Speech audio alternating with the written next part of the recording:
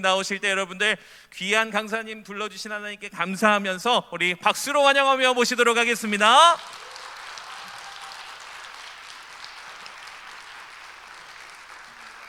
감사합니다. 설교 제일 잘한 분이야 이정현 목사님이시죠. 네, 사람이 살 줄 알아야지, 지혜가 있어야지. 네. 또 분명히 또 내일 또 하면 또 뭐 이렇게 뭐 임무현 목사 보고 잘한다 그럴 거고 뭐. 아유 막 인생이 다 그런 거죠 뭐. 네, 반갑습니다. 강은도 목사라고 합니다. 만나 뵈서 너무 반갑고 코로나에 용케 그래도 안 걸리셨네요. 걸리셔서 또 벌써 슈퍼항체 가지고 계신 분도 계시죠? 부럽습니다. 지금 뭐 교회뿐만 아니라 다 그렇더라고요. 요즘 농담처럼 그런 거 하거든요. 막 집회하기 전에 아는 사람들 중에 코로나 안 걸린 사람, 주변의 친구들 중에 아무도 안 걸린 사람 손 들어보세요 그러면 가끔씩 손을 들어요. 그분들은 인간관계가 잘못됐다는 뜻이에요. 사실은 뭐 되게 많이 있기도 하죠. 예, 참 우리는 아마 인생 지나서 되게 오랫동안 남을 만한 얘기들을 우린 지금 몸으로 겪고 있습니다. 사실은 이 고난의 시간을 통해서 우리가 진짜 붙잡아야 될 게 어떤 것인지를 다시 한 번 더 생각하는 시간 아닐까 이런 마음이 들어요. 그래서 우리 청소년들한테도 되게 중요할 것 같고요. 우리 청년회 때도 마찬가지고 참 그럴 것 같습니다. 전 그 나이가 올해 52입니다. 대학교 90학번인데요. 그때도 학교를 다녔어요. 이렇게 막 집신 신고 다닌 게 아니라 막 하늘에 시조새 날아다니고 막 이럴 때인데 90학번이었더니요 어떤 일이 있었냐면 90학번 한 해 선배가 몇 학번일까요? 그건 되죠. 계산 안 되세요? 89학번 딱 1년 차이 나는데 학교를 딱 들어갔더니 이 싸가지 없는 선배들이 뭐라고 말하냐니까 너네들이 민주화를 아냐? 모르는 거예요. 그게 한 10년 차이 나는 것도 아니고 1년 차이 나면서 우리 들어와가지고 이제 막 그 89학번들이 엄청 갈궜단 말이에요. 근데 저는 이제 뭐 다른 분들도 그랬겠지만 28개월 군 생활을 했어요. 28개월 직업 군인이 아니라 정상적으로 갔는데 28개월을 했어요.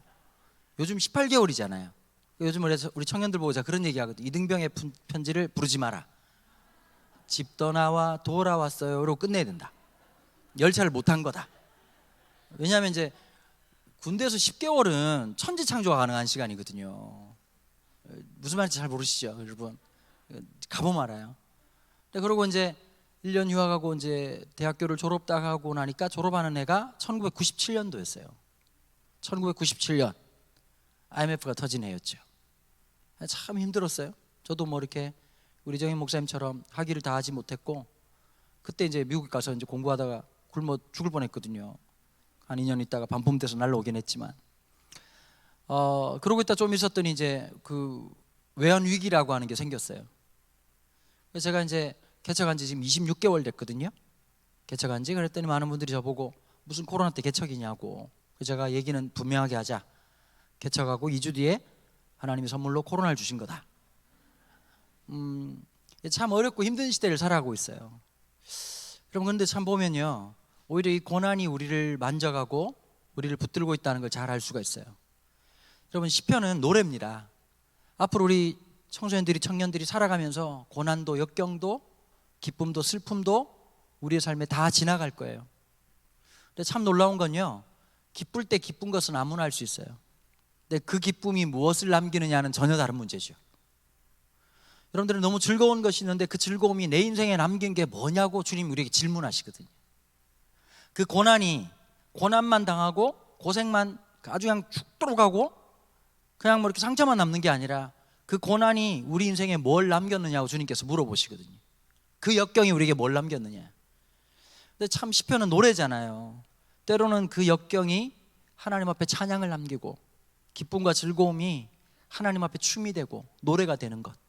그 시편이라고 하는 건 어떤 면에서 보면 그리스도인들의 삶이 어떻게 살아가야 되는지를 보여주는 게 저는 시편이라고 생각해요. 그래서 참 중요하죠. 우리는 어떤 상황 가운데서도 하나님을 노래하고 하나님 높여드리고 때로는 좌절과 실망이 있다 할지라도 하나님에 대한 고백. 여러분 이런 거에 보면 하나님이 잘 안 보이시죠? 잘 안 보이는 게 아니라 아예 안 보이시죠? 보이면 큰일 납니다. 여러분 보이면 병원 가야 돼요. 여러분 하나님 안 보이시죠? 그죠? 근데 하나님이 안 보이시는 이 땅 위에서 하나님이 우리와 함께하는 것을 믿고 살아가는 게 그리스도인의 삶이거든요. 또 하나가 있어요. 하나님이 내 인생길을 인도하시는 거예요. 여러분, 하나님 안 보이지만 우리 인생길을 인도해 나가신단 말이에요. 지금 중학교 1학년부터 시작해가지고 우리 청년들까지.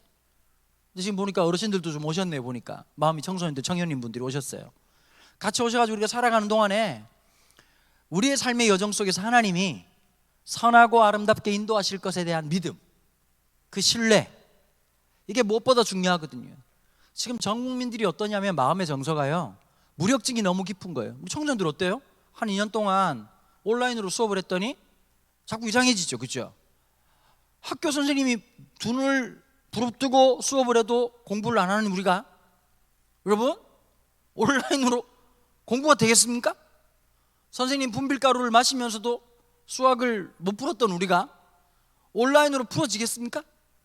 우리 딸도 고등학교 1학년이에요. 이번에 고등학교 1학년이 됐는데 별명이 눕순이라고 계속 누워 계세요. 이분이 2년 동안 수업을 누워서 들으셨어요. 우리 딸이 야, 좀 일어나! 그랬더니 하는 말이 방금 누웠다고? 늘 방금 누웠대. 그러니까 우리 집은 신기한 거예요. 내가 문을 열면 그 몇 번 안 되는 방금 누운 우리 딸을 계속 만나는 거예요. 우와, 대박. 내가 로또를 사야 돼, 로또를. 휴대폰 또 하고, 야, 휴대폰 그만해! 그랬더니 방금 했다고. 근데 휴대폰에서 열이 얼마나 나는지 막 다리미질이 가능할 만큼. 근데 뭐 우리 친구들 야단칠 거 없죠. 참 어렵고 힘들죠, 그죠? 청년들도 마찬가지인 거 보면 무한 경쟁의 시대에 살아가면서 무엇 하나 뭐 공부를 겁나 잘하든지, 그럼 공부 잘하기가 쉽지 않잖아요, 그죠? 느끼셨죠? 열심히 한다고 되는 문제가 아니라는 걸. 자, 한번 물어볼게요. 나는 수학이 아니다. 손 한번 들어보십시오. 나는 수학은 아닌 것 같다.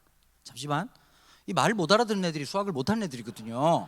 잠시만, 나는 수학은 아닌 것 같다. 손 한번 들어보세요. 수학은 아닌 것 같다. 큰일이네요, 여기에.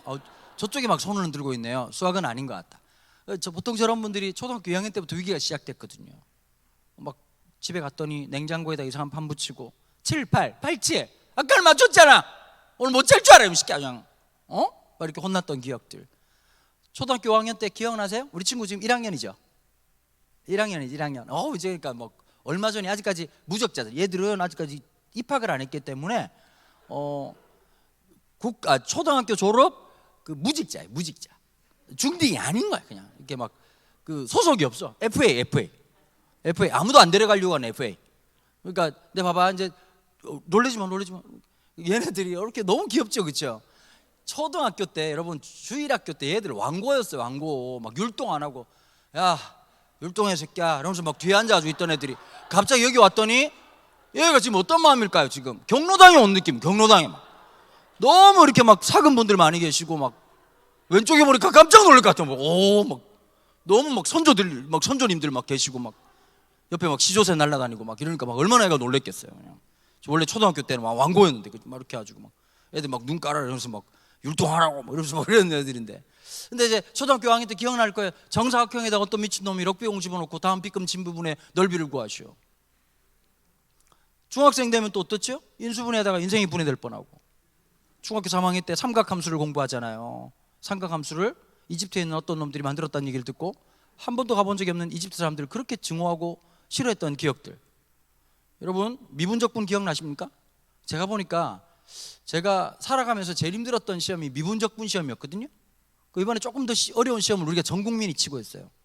대선이라고는 아주 어려움 쉬운 미분적분보다 더 힘든 것 같아요. 이번엔 몇 번을 뽑아야 될지 쉽지 않아요. 정말 어려운 상황 속에 있죠. 시편 57편은요 이런 부제가 붙어 있습니다. 다윗이 사울을 피하여 굴에 있던 때에. 이게 보통 학자들마다 차이가 있는데요, 짧게는 5년, 길게는 13년이라고 하는 세월이에요. 말을 못 알아들으시겠죠? 코로나가 13년이다 생각하시면 되는 거예요. 여러분 토할 것 같죠, 그렇죠? 갑자기 확 느껴지지. 계속 마스크 쓰고 그 살아가는 게 13년이다. 이게 쉽지 않은 노릇이죠. 여러분, 다윗은 어떤 면에서 보면 되게 억울해요. 살다가요, 우리 친구들 잘 기억해야 돼요. 내가 뭘 잘못해가지고 생기는 고난은 이해가 돼요. 내가 공부 더럽게 안 해가지고 성적이 떨어진 거, 그 너무 이해되죠. 계속 이해하고 살았어요. 우리는 한 번도 올라가 본 적이 없으니까. 진짜 재밌는 게 뭔지 아십니까? 앞으로 그 잘 들어? 이제 중간고사, 기말고사를 치잖아요. 그죠? 어른이 물으면 대답을 해야 하는 거예요. 어? 거기를 어디서 까딱까딱 하고. 내일 되게 안타까운 사람이 와요. 설교할 때 그 사람 불쌍히 여겨야 돼요. 이무연이라고 많이 아픈 사람이 와요. 많이 아파요. 많이. 내가 볼 땐. 근데 어쨌든 그렇게 조금 좋았었는데 작년에 둘이서 알까기를 했어요. 알까기를. 유튜브 생중계로 갑자기 이무연 목사가 나보고 알까기를 해가지고 이긴 사람이 진 사람 이마를 사정없이 때리고 그냥 방송 끝내는 걸로 했거든요. 그래서 제가 이제 생각보다 제가 운동을 열심히 했습니다. 제가 이제 벤치프레스 한 120kg 드니까요. 그래가지고 제가 이제 알까기 해가지고 이무연 목사를 이겼어요. 이기고 난 다음에 맞박을 그냥 이렇게 잘 때리래요. 그래 빡 때렸는데 어떤 소리가 나냐면 수박 금 가는 소리가 났어요. 그러더니 갑자기 사람이 사라졌어. 그 이후로 상태가 많이 안 좋아졌어요. 이제 내일 이제 많이 도와주셔야 돼. 그분 분명히 그럴 거거든요. 어제 또 강한돈 목사가 와서 제 말 했습니까? 뭐 또 이렇게 얘기할 거거든요. 돌봐줘야 돼. 어쨌든 여기까지 하고, 살아가면서 고난이라고 하는 게 늘 우리에게 찾아오죠. 누구에게나. 그럼 다윗은 어쩌면 되게 인정 못 받았던 사람이었던 것 같아요. 사무엘이라고 하는 분이 이세 다윗의 아버지에게 얘기를 해요. 너네들 집에 있는 아들들을 다 데리고 와라. 하나님이 인터뷰하신다. 그런데 인터뷰 자리에 누구만 안 데리고 왔냐면 다윗만 안 데리고 왔어요. 여러분, 아빠들은 이 집에 아들이 8명이었거든요 8명의 맨 막내였던 8번째 다윗을 데리고 오지 않았어요. 왜 안 데리고 왔을까요? 우리 청년들, 이제 우리 사람끼리 한번 대화를 해봅시다. 그럼 왜 안 데려왔을까요? 아버지 이세가 생각하기에도 상태가 영 시원치 않은 애예요. 여러분, 다윗이 직업이 몇 가지가 있어요? 우리 친구들 한번 맞춰볼까? 제일 영이 맑을 텐데. 자, 그 다윗의 직업 생각나는 게 있니 혹시? 잠시만, 애들이 왜 다 눈을 피하니 다들? 다윗의 직업 혹시 타 종교에서 오셨어요? 조계종에서 오셨나요? 자, 그 직업 몰라? 애들이 이렇게 공황장애인가? 이렇게 왜 다들 말을 못하지? 제가 할게요. 그러면 이렇게 하면 설교를 진도가 안 나가네요. 지금 다윗의 직업이 몇 가지가 있어요? 양치기였던 거 기억나시? 목동. 오케이. 그 다음에 또 군인이었겠죠. 군인. 그 다음에 왕이었어요. 근데 사람들이 잘 모르는 게 하나 있더라고요. 원래 이분이 아티스트예요.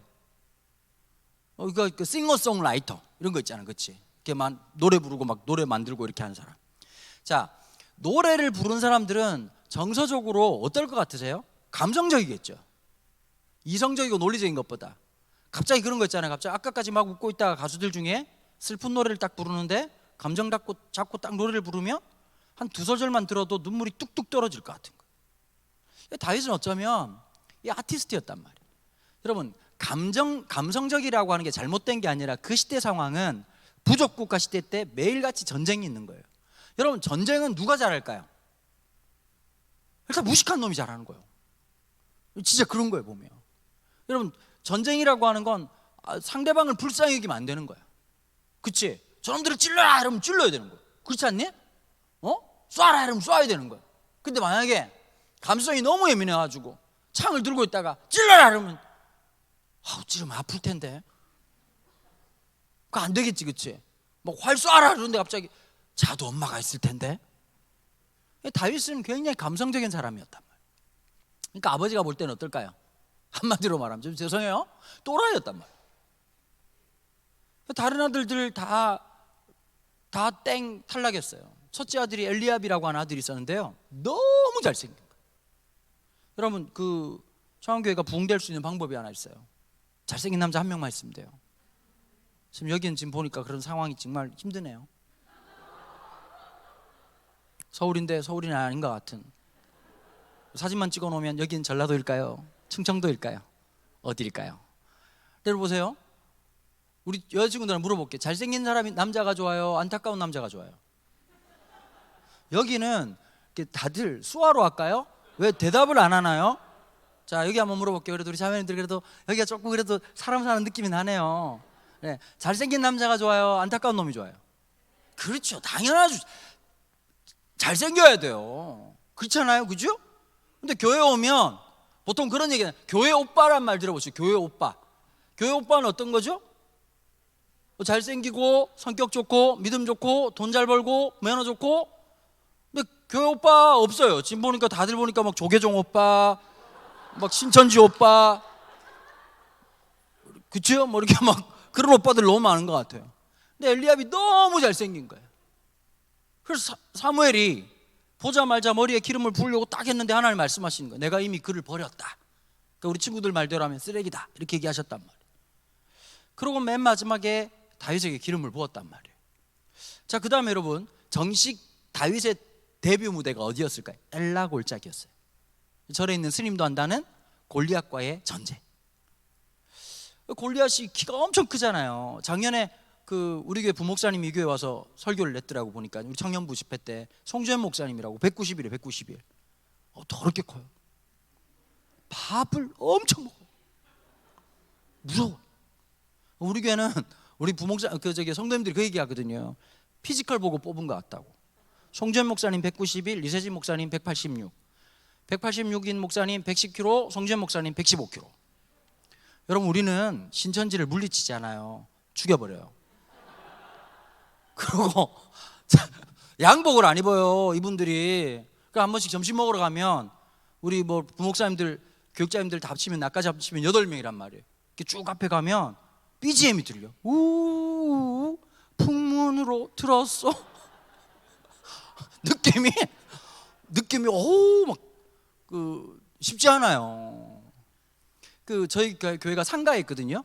9층 건물에 9층인데 9층을 다 쓰다 보니까 화장실을 정말 이쁘게 잘 꾸며놨어요. 그러니까 온 동네에 우리 교회 화장실이 맛집이라는 소문이 퍼져가지고 이렇게 막 우리 주님 말고 다른 주님 처먹은 놈들이 막 올라와가지고 거기서 막 헛짓거리를 하는 거예요. 그래가지고 이제 송주현 목사님이 한번 신방 가가지고 나오라고 그러면 말을 무지 잘 들어요. 빨리 오라고, 가라고, 네, 그리고 바로 가. 모든 게 그냥 막 사람이. 또 오늘 물어봤어요. 송주현 목사님이라고 우리 교회 191짜리한테 물어봤어요. 송 목사님은 학교 다닐 때 힘들지 않았죠? 라고 물어봤어요. 그랬더니 그분이 뭐가 힘든가요? 이러더라고요. 여러분, 뭐가 힘들었겠냐고. 191인데 누가 힘들었겠니? 그지? 어떤 놈이 힘들게 했겠니? 186 우리 목사님 그런 얘기 하더라고. 고등학교 때 그냥 오토바이 체인을 계속 돌렸대요. 이렇게 아무도 괴롭히지 않았다는 거예요. 말을 못 알아듣네. 애들이 너무 착하거나 무력하거나 이러네요, 보니까. 근데 여러분, 키가 2m 80에 육박하는 엄청난 사람이 소리를 지르기 시작하는 거예요. 여러분, 고대 전쟁은 신과 신의 전쟁이거든요. 내가 믿고 있는 신, 네가 믿고 있는 신. 막 여호와 하나님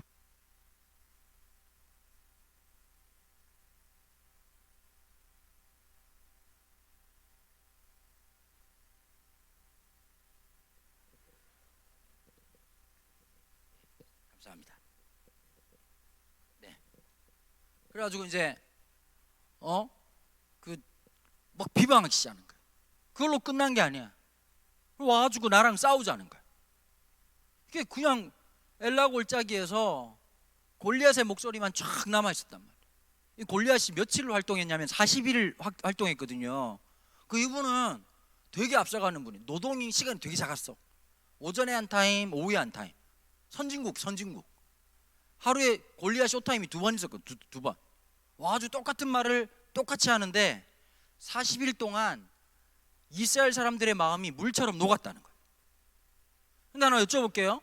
골리앗이 40일 동안 한 사람이라도 죽였나요? 물리적으로 죽인 사람 아무도 없어요. 근데 사람들의 마음이 어땠다고요?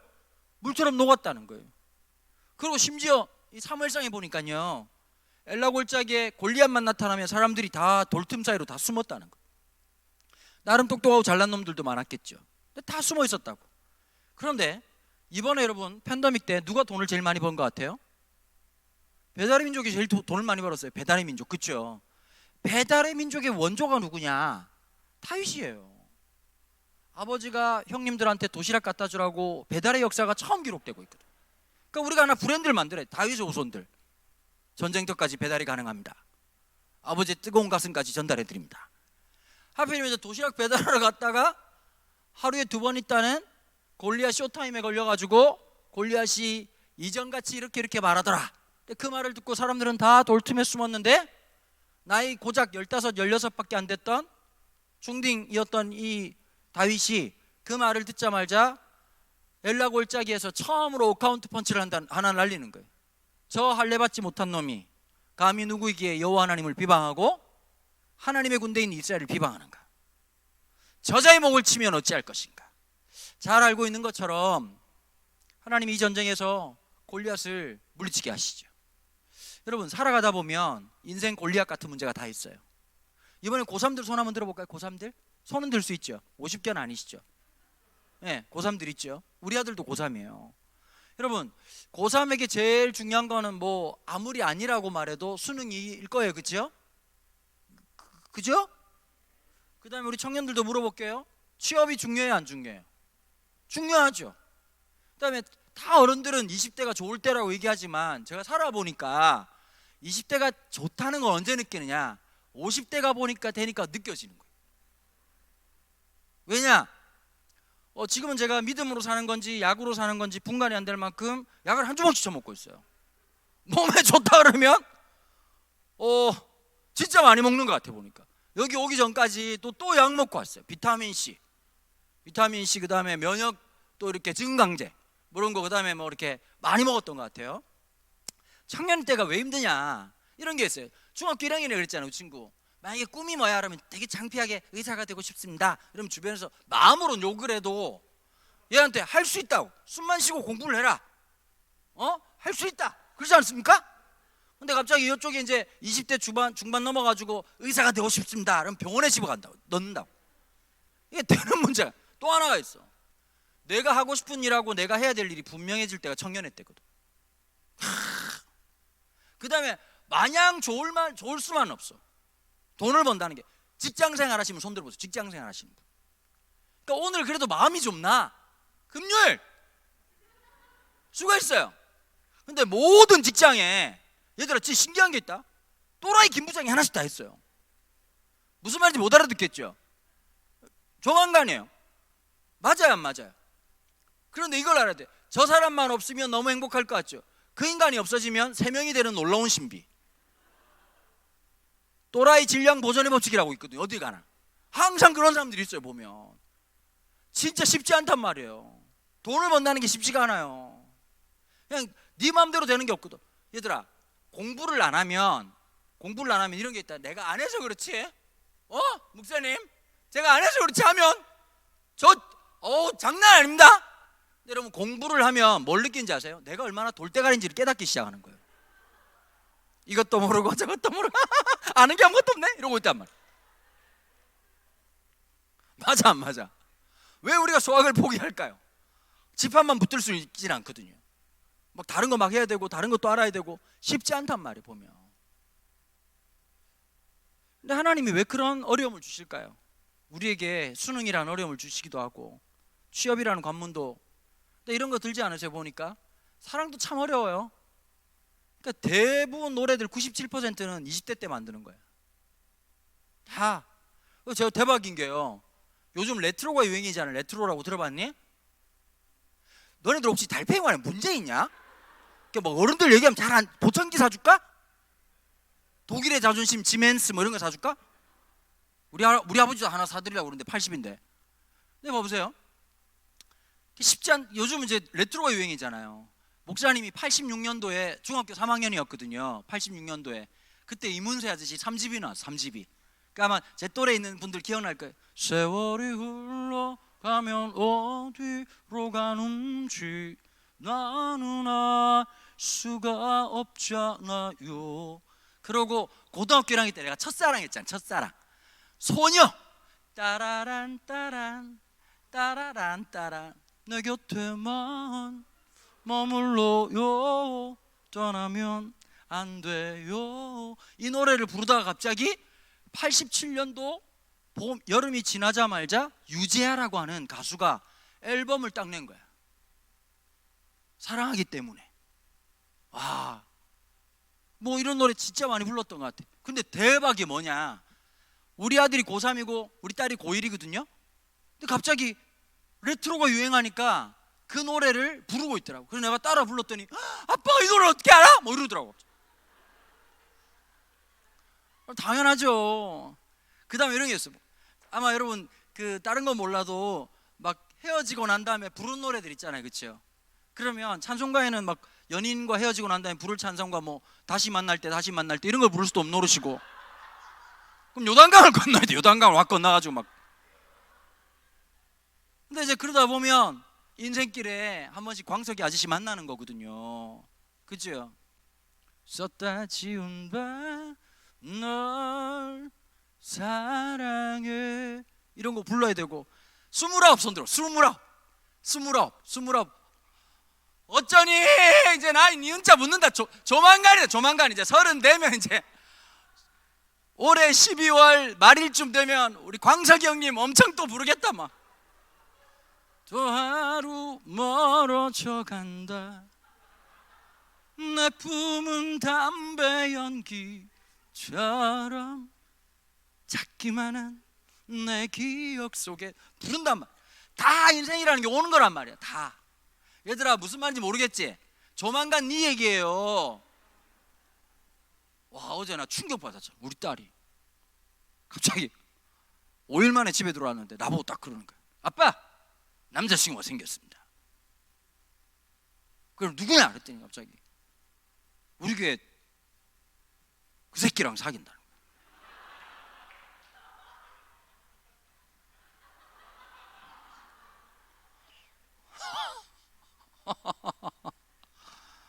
그 자식은 주님 바로 만날 수 있어요.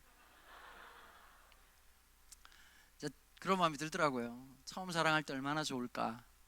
때로는 사랑하면 좋기도 하지만 때로는 힘들 때도 있잖아요. 결혼하면 우리 친구들한테 물어볼게요. 어차피 대답 안 하겠지만 큰 기대는 하지 않아요? 큰 기대는 하지 않아요? 네. 엄마 아빠 사이가 너무 좋다. 우리 집은 엄마 아빠 사이 너무 좋다. 손 한번 들어보세요. 와, 네가 뭘 쏟고 있는 거예요. 엄마 아빠 언제 세렝게티다 막 이렇게 막 암사자가 나타났습니다. 숫사자가 도망을 갑니다. 뭐 이런 집 세렝게티 하면 손 들어. 있을 거야. 고마워. 손 내려. 부모님 볼 수도 있어요. 손 내리세요. 결혼하면 영화를 3개를 찍는데 몇 개? 3개를 찍는데 첫 번째 결혼 1주년 때 결혼은 미친 짓이다라는 영화가 막 이렇게 가슴에 와닿는데요. 한 3년 지나고 나면 굉장히 중요한 영화인데 적과의 동침이라는 영화가 이해가 된다는 거예요. 10년 지나면 실존적인 게 깨달아. 악마를 보았다. 제가 올해 20주년이거든요. 20주년 너무 부담스러워요. 자꾸 아내가 20주년이라는 얘기를 계속 하더라고요, 보니까. 근데 제가 자매들한테 묻고 싶은 게 있습니다. 결혼 나 혼자 한 거 아니지 않습니까? 그런데 왜 나만 준비를 해드죠? 여기까지 하도록 하겠습니다. 더 말하면 불리하니까. 여러분, 인생이라고 하는 게 어려움이 막 찾아온단 말이에요. 요거만 끝나면 좋겠지. 우리 친구들 그 생각하잖아요. 대학교만 가면 20살만 되면 엄마가 막 보통 그런 얘기 하잖아. 엄마 이제 더 크면 너한테 얘기 못해. 10번 할까 100번 할까 딱 참고 한 번 얘기하는 거야. 정신 똑바로 차려. 이렇게 보니까 야단치는 방식이 다른 것 같아요. 제 역양 들어보시면 알겠지만 저는 고향이 부산이에요. 그러니까 이제 수도권 엄마들은 확실히 말하는 게 부드러워요.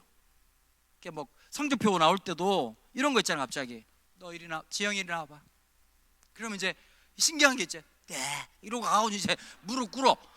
아무도 안 시켰는데 왜 우리 무릎을 꿇을까요?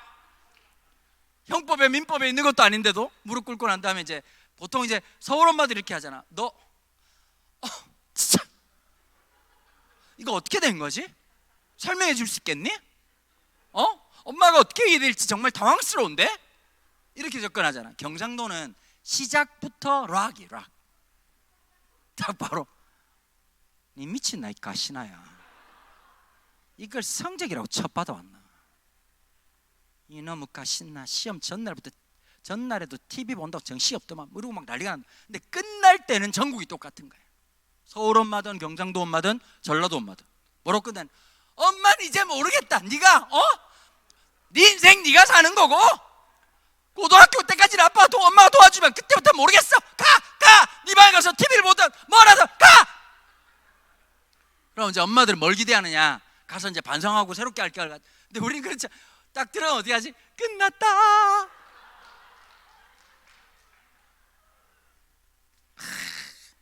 다 똑같네. 여러분, 애들이 웃기 시작했습니다. 죽은 나사로가 일어나기 시작했습니다. 여러분, 지금 아까까지 표정이 표정이 딱 보니까 막 나이 들어서 애쓴다 이런 표정이었는데 우리 또 고맙네요. 이렇게 쳐다봐 주시니까. 여러분, 골리앗의 문제가 하나 있어요. 인생의 어려움 속에 내 인생의 홍해를 만나고 요단강을 만나고 골리앗을 만났을 때 똑같은 문제가 있거든요. 하나님 우리에게 질문하시는 의도가 있어요. 너는 나를 누구라고 하느냐? 너는 이 수능 앞에서 나를 누구라고 하느냐? 보통 우리 친구들 중간고사, 기말고사 되면 막 교회 빠지고 그러잖아요. 근데 한번 여쭤볼게요. 시험이 그렇게 중요한 걸까요? 대학을 잘 들어가면 인생이 끝나는 걸까요?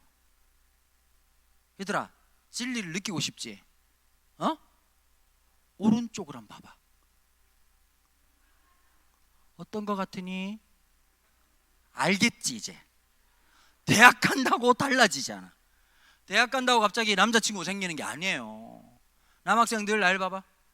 대학 간다고 여자친구가 생기는 게 아니에요. 거울을 보라고. 그게 쉬운 문제가 아니에요. 지금부터 기도를 해야 돼요. 하나님, 자매님 한 분의 눈을 멀게 해주세요. 기도를 해야 돼요. 기도를 간절하게 해야 돼요. 간절하게 애걸복걸하면서.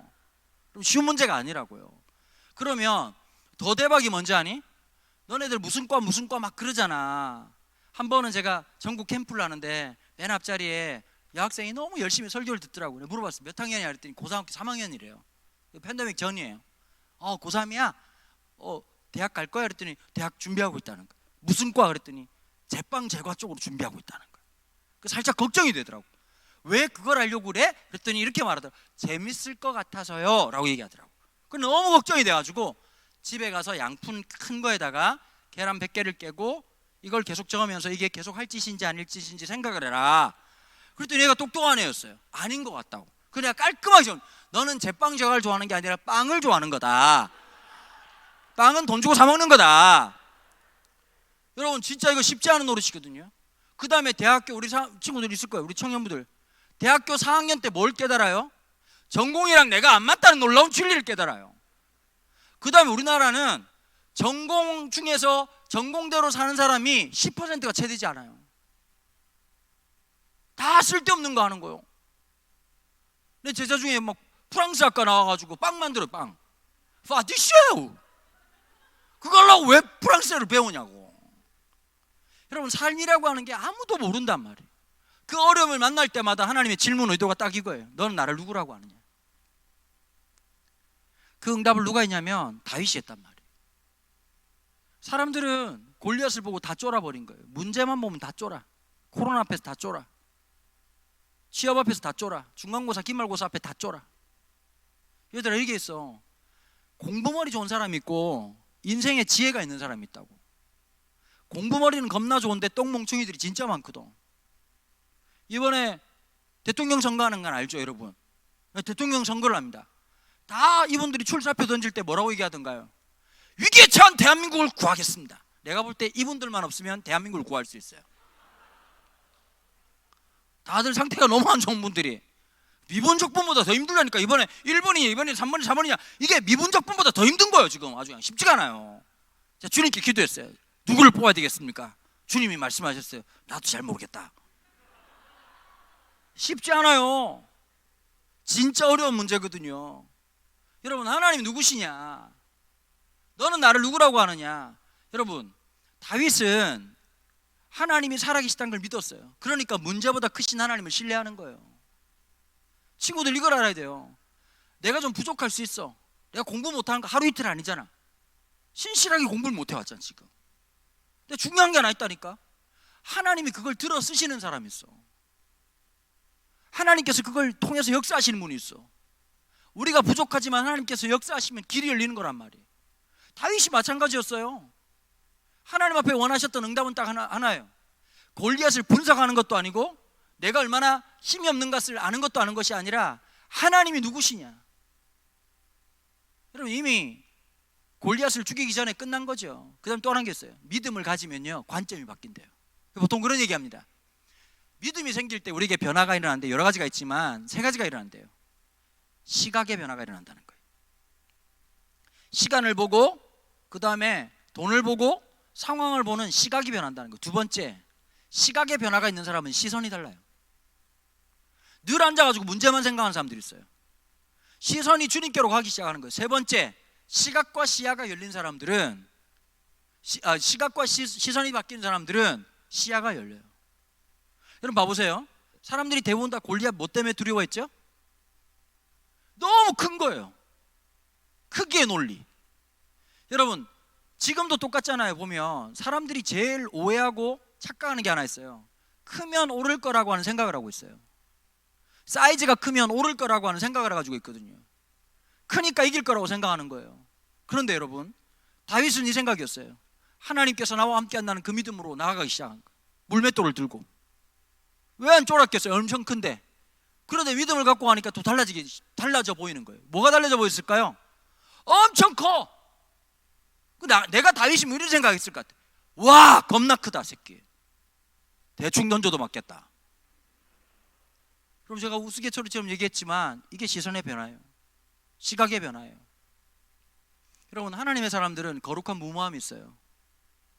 밤새도록 고민하는 게 아니라 30분 딱 고민해보고 믿음 가지고 있다가 주님 최선을 다하겠습니다, 에라이 모르겠다, 이러고 사는 거예요. 그게 진짜 중요한 거예요.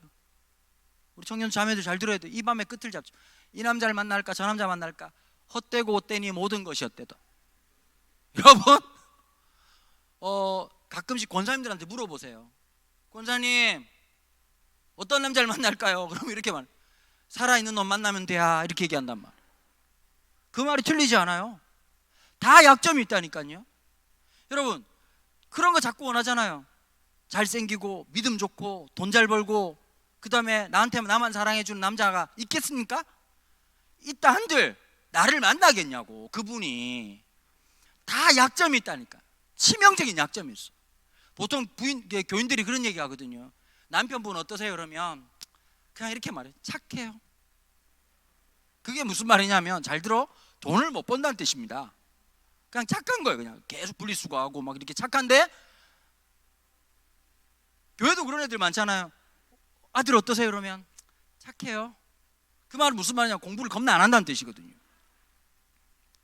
참 안타까운 거죠. 그런데 골리앗을 죽이고 난 다음에 어떤 문제가 생겼느냐, 사울이 자기를 죽이려고 미친 듯이 13년 동안 다윗을 괴롭혔단 말이에요. 여러분, 이거 오징어 게임도 아니고, 다윗 탈락 이러면 빵 죽는 거요. 다윗이 도망갔던 곳이 어디냐면 유대광야. 유대광야가 사이즈가 강원도만 해요. 강원도는 아시죠? 나는 강원도, 우리나라는 강원도. 근데 강원도에는 오대산도 있고 설악산도 있고 산이 많아요. 그런데 유다광야는 개활지. 그러니까 운동장이라고 생각하면 돼요. 아주 넓은 운동장. 여러분, 산이면 숨기도 하고 뭐 어디로 숨을 데가 있지만 넓은 운동장이면 숨기가 어렵겠죠. 400명의 사람, 다윗과 함께한 400명의 사람들이 막 숨어 있는데 사울은 3,000명의 강철 부대를 데리고 있었단 말이에요. 그러니까 솔직히 한 석 달이면 다윗을 죽이는 건 그렇게 어려운 문제가 아니었단 말이에요. 그런데 사무엘상 24장에 보면 다윗이 어디로 도망가느냐, 엔겐디 동쪽 광야 끝으로 갔단 말이에요. 자, 우리로 말하면 이런 거예요. 여러분, 강원도니까 어디로 도망갔느냐, 다윗이 속초 앞바다까지 간 거예요. 더 이상 도망갈 데가 없어. 근데 그 소식을 알고 사울이 3,000명의 병력을 끌고 갔단 말이에요. 그리고 이제 아브넬이라고 하는 군대 장관이 보고를 하는 겁니다. 전하, 분명 다윗과 함께한 그놈들은 이 동굴에 숨어 있는 것이 분명합니다. 명령만 내리시죠. 그랬더니 갑자기 사울이 표정이 안 좋은 거예요. 여러분, 살다가 죽음을 경험할 때가 있습니다. 그 완전히 꼴까닥 죽는 게 아니라, 여러분, 배고파 죽겠다 이런 거 있죠, 그죠? 피곤해 죽겠다. 근데 그것 중에서 제일 찐은 뭐냐면, 갑자기 관략근이 말을 걸 때입니다. 한 번씩 살아가다가 그런 경험 있죠. 갑자기 그분이 급 오셔가지고 갑자기 막 똥꼬가 얘기를 하는, 더는 힘들 것 같다. 그러면 안 낸다. 이제 놓아야 될 것 같다. 안 낸다. 그래가지고 미친 듯이 상가 1층 화장실로 뛰어가 본 경험 있으시죠, 그죠? 그 상가 1층 화장실은 꼭 잠겨 있어요. 그래 막 그 아픈 배를 끌어안고 2층 화장실까지 갔는데 문이 잠겨가지고 나도 모르게 히브리어가 튀어나온 거야. 엘리 엘리 라마 사막다니. 살다가 이런 경험 다 한 번씩 있을 거예요. 근데 대박은 뭐냐면 작년 6월 달에 경남 창원에서 제가 이 설교를 했거든요. 근데 이 교회 부흥의 첫 번째 설교로 설교를 했는데 성도님들이 너무 크게 웃는 거예요. 내가 얘기한 것보다 너무 크게 설교 끝나고 나서 이유를 알았어요.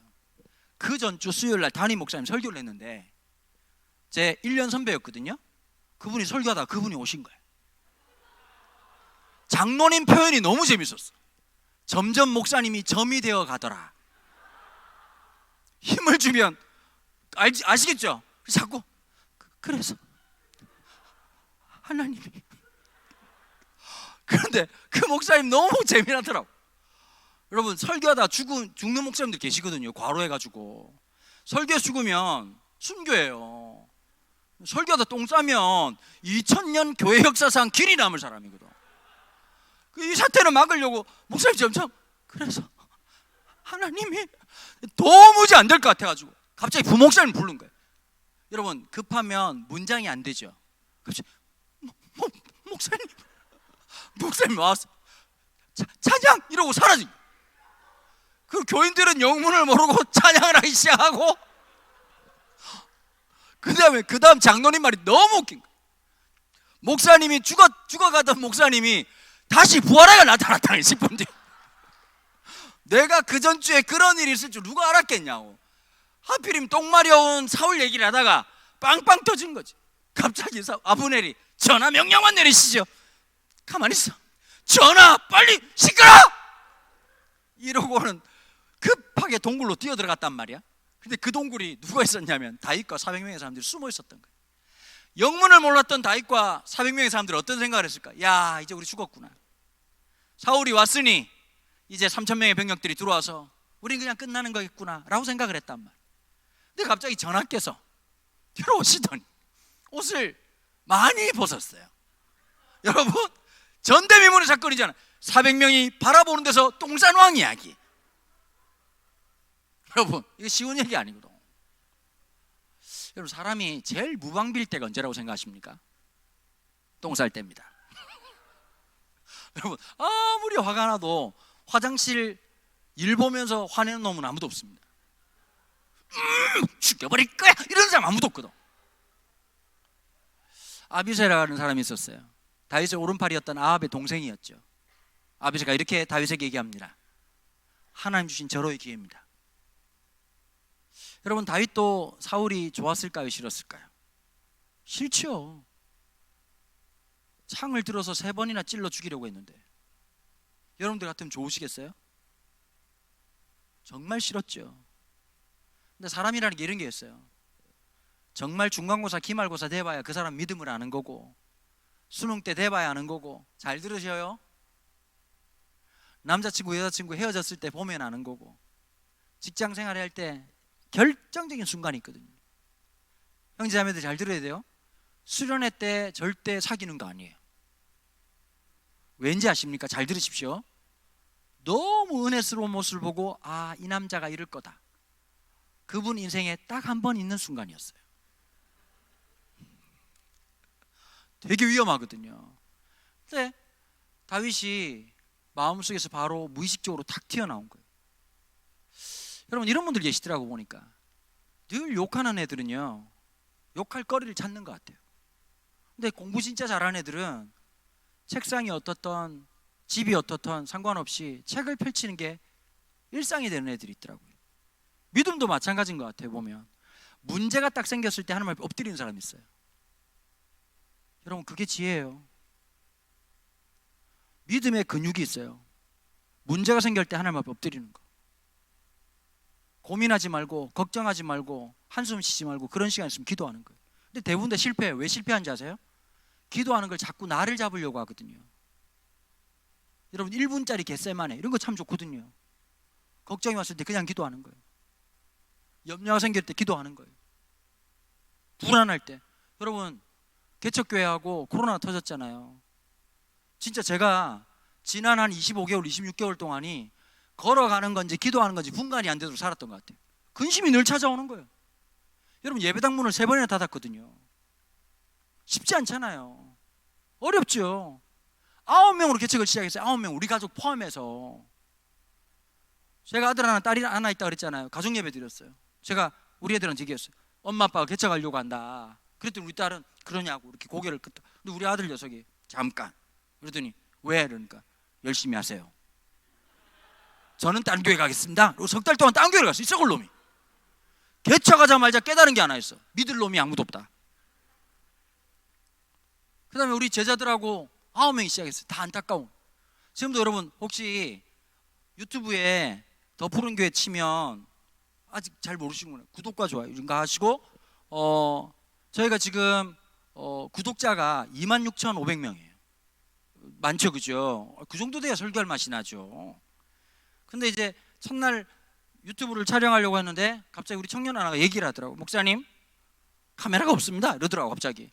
그 친구가 가지고 있는 휴대폰으로 석 달 동안 찍었어요. 근데 진짜 하나님 은혜로 그 말도 안 되는 가운데서 코로나 터졌는데 숫자가 계속 부흥하기 시작하는 거예요. 그래서 딱 1년 만에 130명이 됐어요. 기적 같은 일이죠. 그 애들이 무슨 말인지 못 알아들으니까 막 아이고 뭐 130명 뭐 초대형 교회 입장에서는 아무것도 아니겠지만 청암교회 입장에서는 보면 근데 진짜 기적 같은 은혜를 주셨거든요. 하나님 많은 은혜가 있었지만 이런 거 아셔야 돼요. 그 하나님의 놀라운 은혜만큼 어렵고 힘들고 고통스럽고 수많은 어려움들이 삶에 마주 오더라는 거예요. 그걸 당할 때마다 청년들 잘 들으셔야 돼요. 어려움이 있을 때마다 당황하지 말고 인정하고 받아들여야 돼요. 그리고 엎드려야 돼요. 여러분, 이 고난 속에 하나님이 숨겨놓은 메시지가 있거든요. 그걸 읽으면 견뎌낼 수가 있는 거예요. 저는 우리 친구들한테 여쭈고 싶어요. 여러분들이 이거 힘들고 어려울 때 오늘을 견딜 수 있는 하나님 말씀이 있으십니까? 오늘을 견딜 수 있는 찬양 한 구절이 있으십니까? 여러분, 이게 너무 중요한 거예요. 사람들이 하나님의 말씀으로 산다, 말씀으로 산다고 얘기하지만 이 고난의 시기에 하나님의 말씀이 없이는 절대로 견딜 수가 없어요. 다윗이 사울을 보자마자 왜 죽이고 싶지 않았겠어요? 옆에서 얘기하잖아요. 똥 싸러 들어온 다윗, 이거 여러분 그 사울 이거 로또 받기보다 더 힘든 거 아닌가요? 찔러 죽이면 될 것 같은데 사울에게 다윗이 뭐라고 답변하냐 이렇게 말하는 거예요. 여호와의 기름 부으신 자에게 손대는 것은 하나님 기뻐하는 것이 아니다. 근데 다윗이 사울이 벗어났던 옷자락을 칼로 베요. 근데 여러분 사무엘상 24장에서 이 백미 같은 사건이 뭐냐 이렇게 표현하고 있어요. 다윗이 사울의 옷자락 뱀으로 말미암아 마음이 아파 사람들이 얘기하는 거예요. 내가 여호와께 범죄하였도다. 내가 여호와 앞에 범죄하였도다. 여러분, 그러고 난 다음에 사울이 똥 싸고 나가. 그리고 다윗이 나가요. 왕이시여, 누가 당신을 내가 죽인다고 얘기합니까? 제가 당신을 죽일 수 있는 기회가 있었습니다. 많이도 싸두만요. 당신의 옷자락을 보십시오. 저는 당신을 죽이지 않았습니다. 그러자마자 사울이 또 또라이 같아가지고 갑자기 이런 다윗 내가 잘못 알고 있었구나.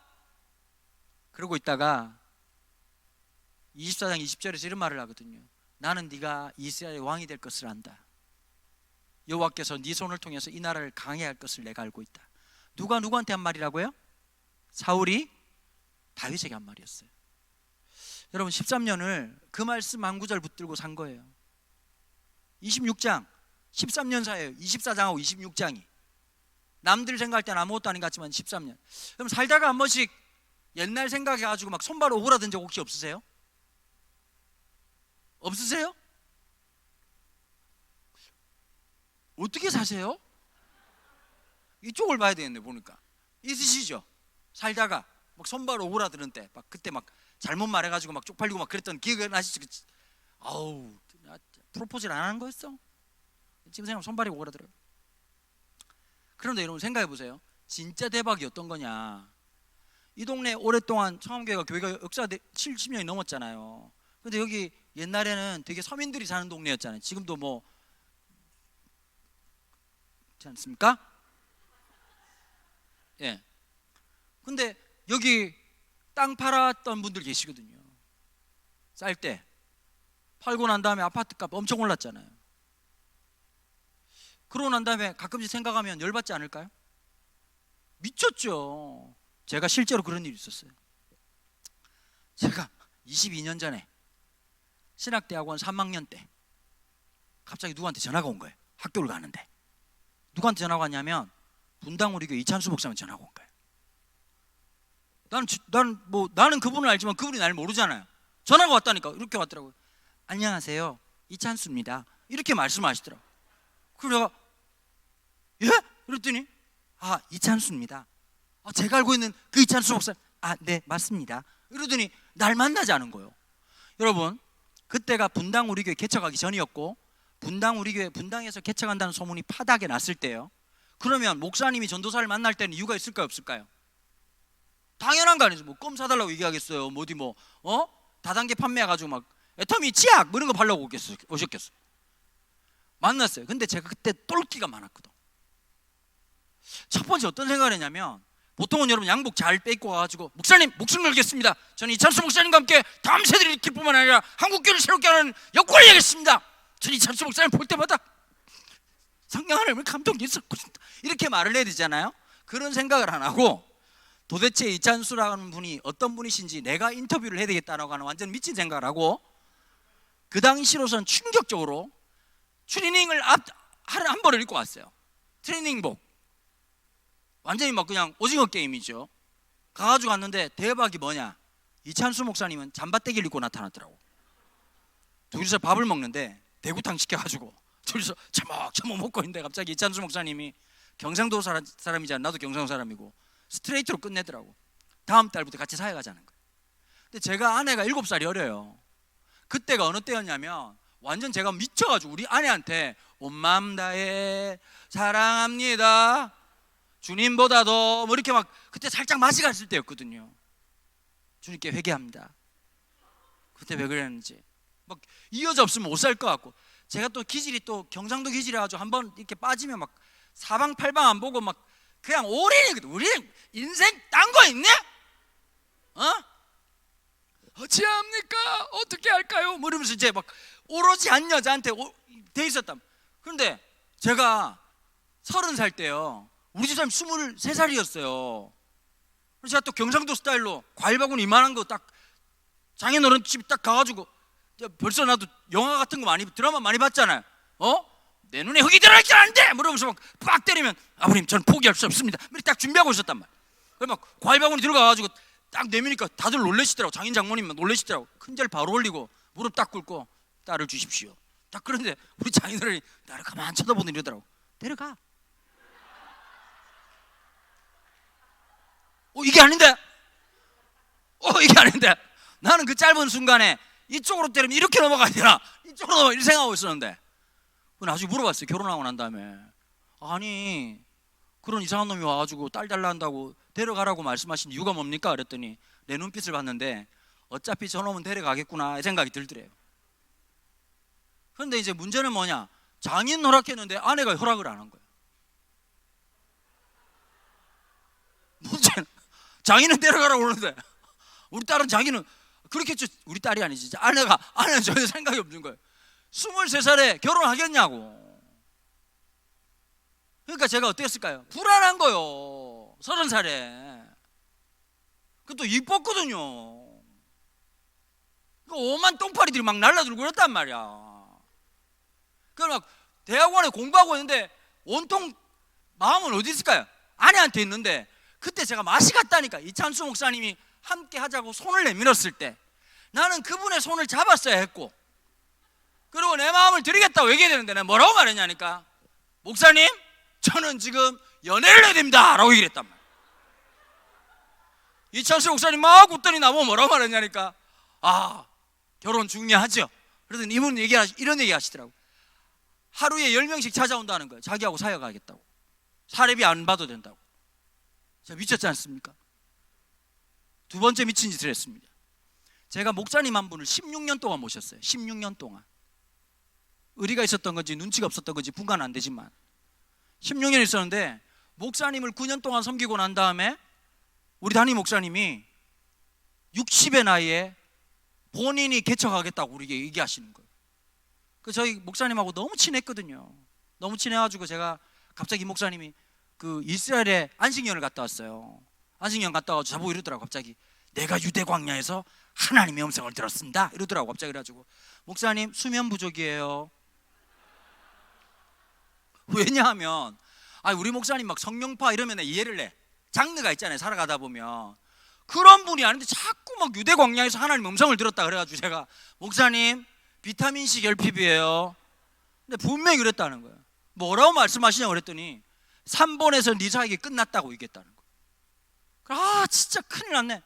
여러분, 내가 철석같이 믿던 목사님, 너무 존경하는 목사님이 교회를 사임하겠다 그러니까 저도 이제 딴 교회 가야 되겠나. 그때 두 번째 이찬수 목사님 나한테 전화가 왔어. 갑자기 따뜻한 가슴을 열면서 다시 내 품에 안기지 않겠니? 제가 순간 여러분 얘들이 무슨 말인지 못 알아듣구나. 그러니까 이제 이찬수 목사님 누구냐면 그냥 BTS라고 생각하면 돼. BTS. 그러니까 SM 이수만 알지? 이수만. 박진정 알지? 아는 거야? 근데 갑자기 나를 손을 붙잡고 음반을 같이 만들어 보자. 대박 나는 거야, 안 나는 거야? 그치? 그거요! 그거야, 그거. 그럼 손을 잡아야 돼, 안 잡아야 돼? 잡아야지. 우리 목사님은 말하자면 노래방 사장님이시고 이찬수 목사님은 SM 알겠지? 하고 와닿지? 그럼 어디로 가야 돼? 노래방으로 가야 돼? SM으로 가야 돼? SM 가야지. 그런데 내가 노래방 사장님을 만나러 갔어요. 우리 목사님 이찬수 목사님이 저를 만나자고 하는데요. 근데 갑자기 그때 내가 끝까지 못한 말이 있습니다 이러더라고. 목사님이. 무슨 말씀입니까? 유대 광야에서 하나님이 또 한 가지를 더 말했다는 거예요. 강 목사랑 함께 가라 이렇게 말했다는 거예요. 그러나 제가 딴 건 몰라도 어른이 60에 내가 존경하는 목사님이 혼자 분리개척 하겠다고 나가는데 어른만 혼자 어떻게 보내요? 근데 제가 그랬어요. 이찬수 목사님을 또 한 번 깐 거요. 그래 내가 혼자 투덜투덜 가면서 아이고 내 팔자야 목사님 우린 인생이 왜 이럴까요? 분리개척을 한 거예요. 여러분 한 번씩 살다가 이불킥 할 때가 있죠, 그죠? 내가 만약에 그때 이찬수 목사님 함께 했더라면 개척 안 하고 강남에 있는 좋은 교회 후임 목사로 가가지고 딱 이제 진짜 여러분 제가 말 안 하고 가만히 있으면 강남이랑 어울릴 것 같지 않습니까? 에스프레소 한 잔에다가 프레젤 하나 들고 아름다운 아침입니다. 우리가 함께 말씀을 들으시죠. 그리고 목사님들은 타야 되는 차가 있어요. 목사님들은 창세기를 타야 돼요. 창세기. 대체적으로 말을 못 알아들으시네요. 창세기. 출애굽기 안 됩니다. 창세기. G80 이런 거. 주님이 다스리는 그날까지. 이제 그렇게 되는데 개척을 하게 된 거란 말이에요. 살다가 이불킥 할 때가 있죠. 그때 내가 왜 그랬을까? 여러분 잊지 않으세요?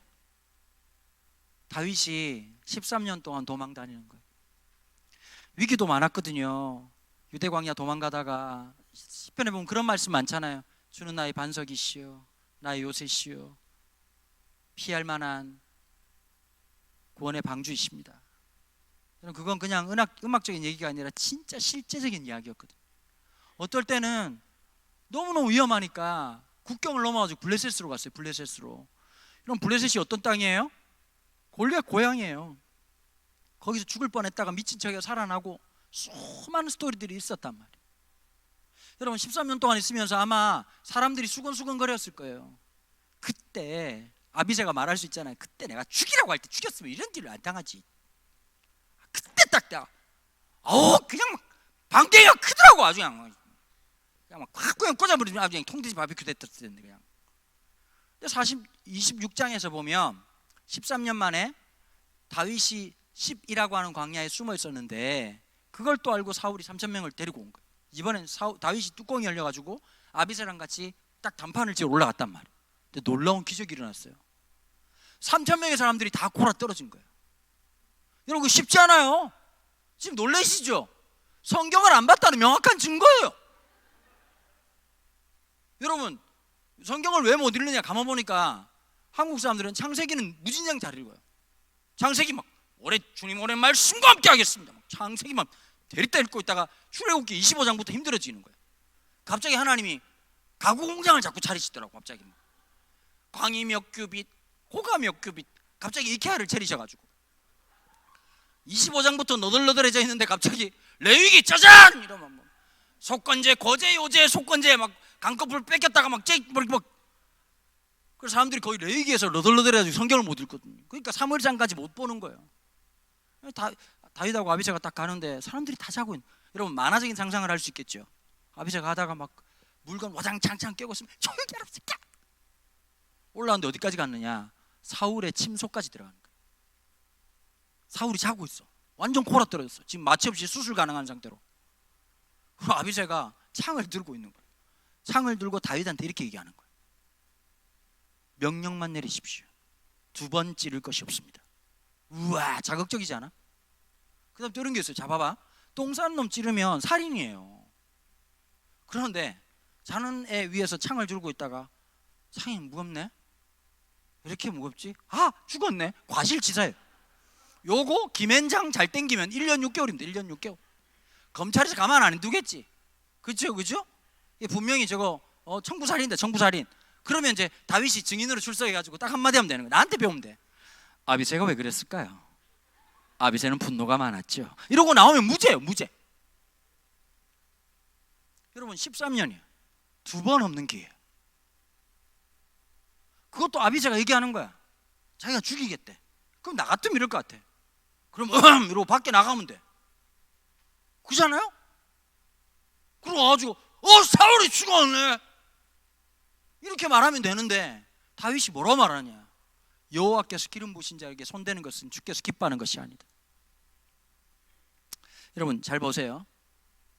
전 하나님이 24장과 26장에서 다윗의 인생을 평가하는데 중요한 기준이 있다고 생각합니다. 여러분, 여자가 감동받을 때가 있거든요. 뭐 엄청난 일을 하기 때문에 감동받는 게 아니라, 아, 저 사람 마음에 내가 있구나라고 느낄 때요.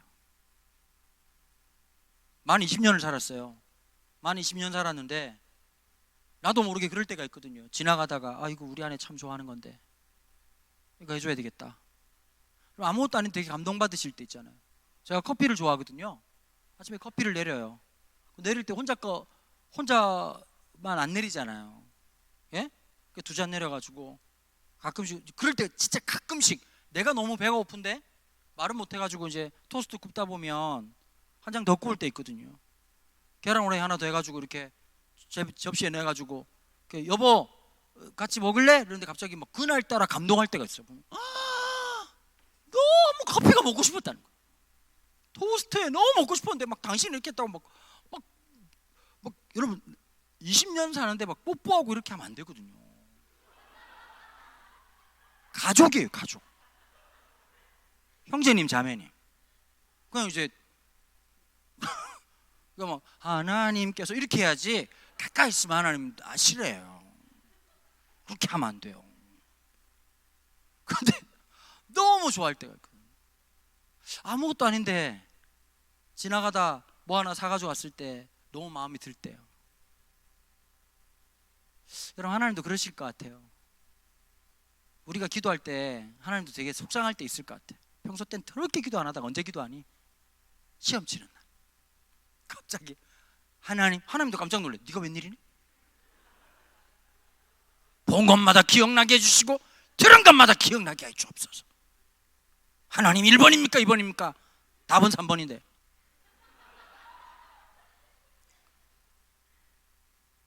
여러분, 늘 마음속에 하나님이 있는 사람. 11조도 그런 것 같아요. 보니까 요즘 참 헌금 설교하기도 힘들거든. 우리 교수 못해요.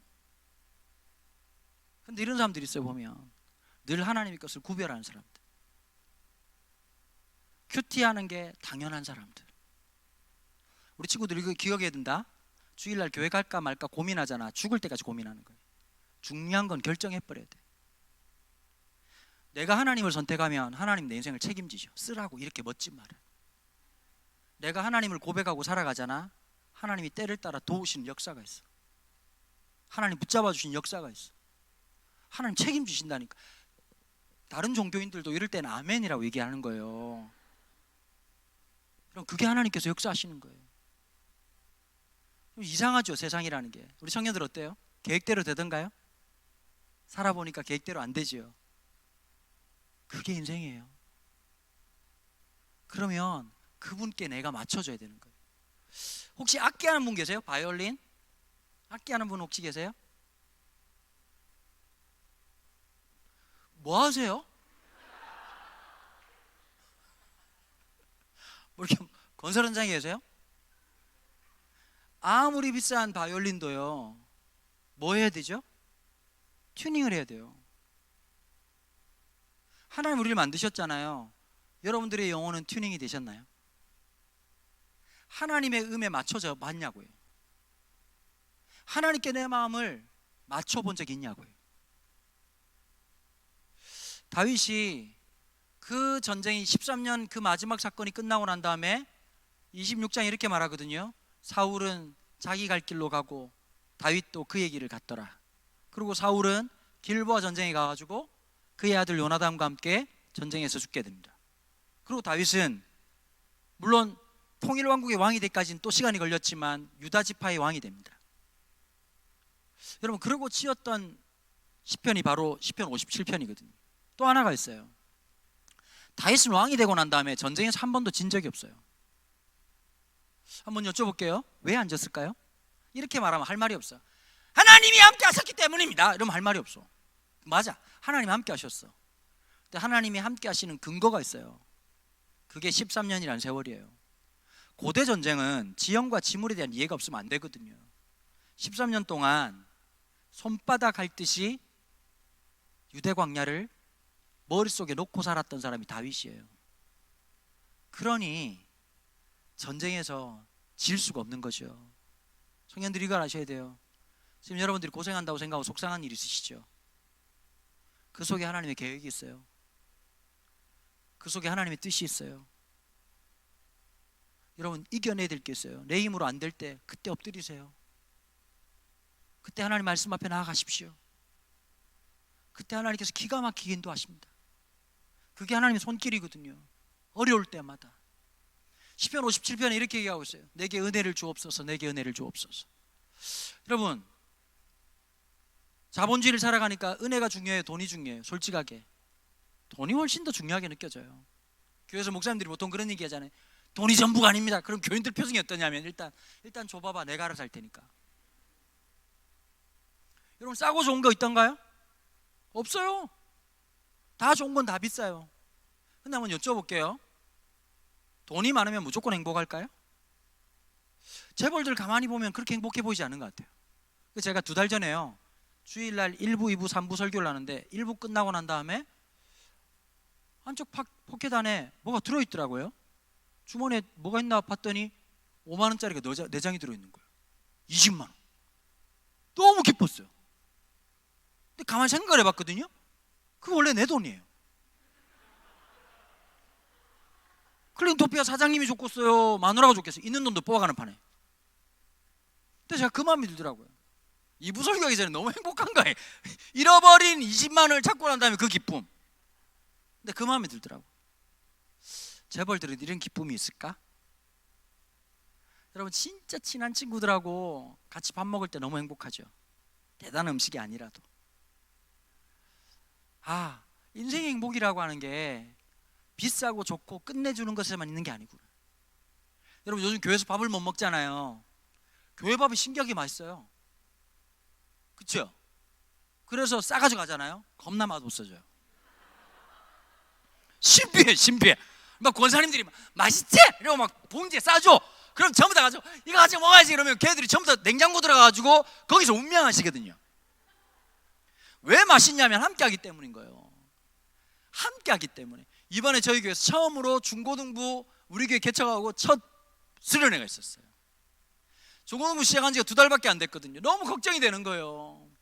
얘네들 막 우리 아들도 계속 교회 안 가겠다 그러고 막 진짜 나 우리 아들 볼 때마다 레위기를 그렇게 묵상을 했다니까. 이걸 번제로 바쳐야 되나 화목제로 바쳐야 되나 십자가에 못 박아야 되나 별 생각을 다 했는데, 그런데 애들이 너무 감사하게도 둘째 날 캠핑을 했거든요. 캠핑을 막 삼겹살 구워 먹고 막 텐트마다 거리 띄우게 해가지고 막. 근데 애들이 진짜 신기하다. 어른들은 마스크를 잘 안 써. 마스크 쓰라고 얘기도 안 쓰는데 애들을 얼마나 잘하는지 고기를 먹을 때 잠시 들어가지고 쏙 집어넣고 쌍대. 이야. 그런데 애들이 사람이란 게 만나야 되잖아요. 2년 동안 사람을 못 만나가지고 웃고 같이 있는데 그것만 봐도 너무 행복해 보이더라고요. 여러분, 우리가 살아가는데 중요한 게 하나 있어요. 하나님의 은혜가 있어야 살아가는 거예요. 여러분, 아무리 힘들어도 하나님이 힘 주시면 갈 수 있어. 이정현 목사님하고 저는 오래전부터 이렇게 같이 군산에 계실 때도 뵀거든요. 그때도 상태가 안 좋으시더라고요. 나도 상태가 안 좋고. 여러분, 원래 청소년 사역자들은 다 상태가 안 좋은 거예요. 여러분, 청소년을 사랑한다는 것 자체가 상태가 안 좋다는 뜻이에요. 다 아픈 아이들이거든, 아픈 아이들. 근데 이게 묘한 게 있어요. 청소년들 보면 알겠지만 반응이 더럽게 없잖아요. 지금 여러분들이 있기 때문에 집회가 가능한 거지. 잘못했으면 애들 막 전기로 막 쏘을 수도 있어요. 죽어라! 하면서 막. 근데 3D 업종, 3D 업종. 기독교 3D 업종. 여러분, 요즘 제가 부흥회 많이 가거든요. 어른들 부흥회는 진짜 쉬워요. 조금만 하면 너무 잘 웃어주고 막 강사 접대도 진짜 잘하고. 제가 안 먹는 게 있어요. 카레를 안 먹어요. 여름 겨울에 수련회 가잖아요. 수련회 메뉴 중에 꼭 나오는 게 카레예요. 제가 대충 들면 알겠지만 아침에 집회하러 갔어요. 아침밥으로 카레를 주시더라고요. 먹었어요. 점심에 딴 데 갔거든요. 또 카레를 주시더라고요. 저녁에 딴 데 갔어요. 또 카레가. 그러자 밤에 기도했어요. 하나님, 저 인도 사람 아니에요. 저 한국 사람. 다음 날 아침 또 카레가 나왔어요. 사카레. 여러분, 이건 진짜 이건 아니거든요. 제가 카레를 안 먹습니다. 카레를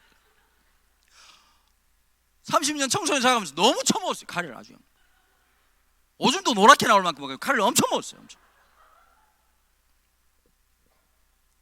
근데 참 신기한 게 이 안 변화될 것 같은 아이들이 변하거든요. 진짜 말도 안 되는 애들이. 여러분 아시죠? 주님 처음 만났을 때, 인격적으로 처음 만났을 때 드렸던 찬양. 여러분, 그 순간은 2번 안 오거든요. 하나님 앞에 그 온전히, 그 다음에 주님 처음 만났을 때 그 닭똥 같은 눈물 흘리는 아이들의 기도의 모습들. 여러분, 하나님의 은혜가 우리를 여기까지 오게 한 거예요. 이정희 목사님 바보거든요. 미국에서 공부하고 군산에를 왜 가냐고. 부산을 가든지 서울을 오든지. 그렇잖아요, 그렇죠? 사랑이 없는 교회 이런 데 가가지고 전체적으로 말을 못 알아들으시네요. 거기서 아이들 그렇게 뜨겁게 사랑하고 막. 설교 보셨죠? 옛날에 동영상 이상한 설교. 닭대가리 잡으려고 막 이렇게 왔다 갔다 하는 거. 그게 사람입니까? 애들한테서 설교하기 위해서 그렇게 애를 쓰고.